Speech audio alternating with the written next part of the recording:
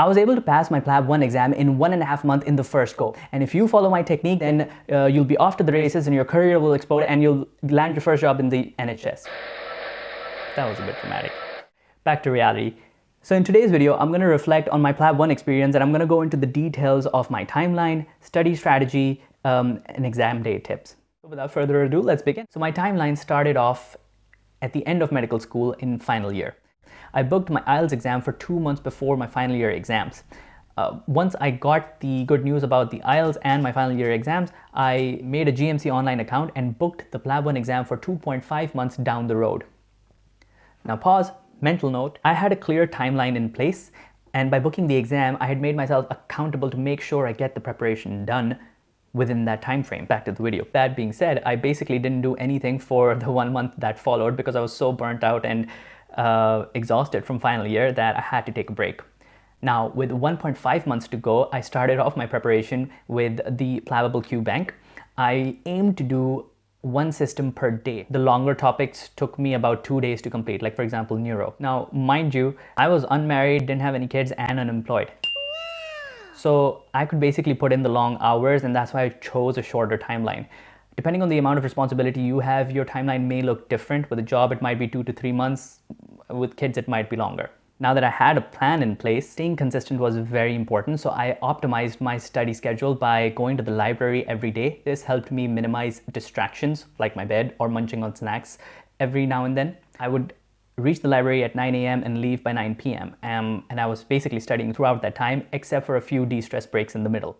When I was attempting the questions, my goal was try to understand why one answer was correct and the others were wrong, and not go down a rabbit hole of reading the whole topic from start to finish. As I went through the topics, I kept flagging the questions that I was getting wrong. And on some days, it felt like I was basically flagging the whole topic itself. Pause again.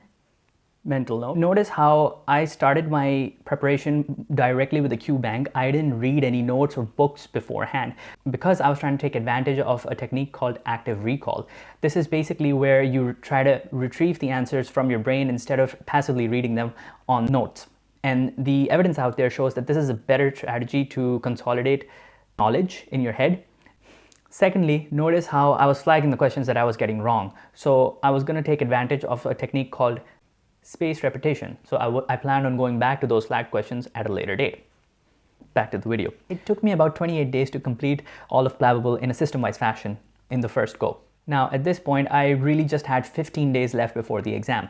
For my revision, I planned on taking advantage of the Pareto principle, which is basically getting 80% of the results from 20% of the effort. And because I had already flagged the questions that I was unsure of, I only revised them during my second read of PLABable. I didn't go through the questions I got right the first time around because that would have been a waste of time. And while I was revising the flagged questions, I only tried to focus on why one answer was correct and the 4 others were wrong. I didn't try to go into the details of the larger explanation available under the question. I got through the flagged questions in about 11 days, and now I had 4 days left before my exam. And during this time, I did as many mocks as I could. So I believe I got 2 to 3 mocks per day done during that time. And I stopped studying an evening before the exam. Now, this was a personal choice because I feel like I need to relax to stay in control, but you might be different. You might be the kind that wants to study up until the drive to the exam center. And there's nothing wrong with that. A night before the exam, I made sure to get 8 hours of sleep. Went into the exam with my passport. Now, the exam was much harder than I thought. The question stems were longer and I kept getting confused between one option or the other. I was falling behind the 1 question per minute rate. So I picked up the pace and stopped overthinking, and it just kept going with my gut instinct and marking the first answer I thought was right. And I literally managed to finish the exam in the nick of time. Came out of the exam center thinking that I was gonna fail for sure, and I suppose that feeling is natural.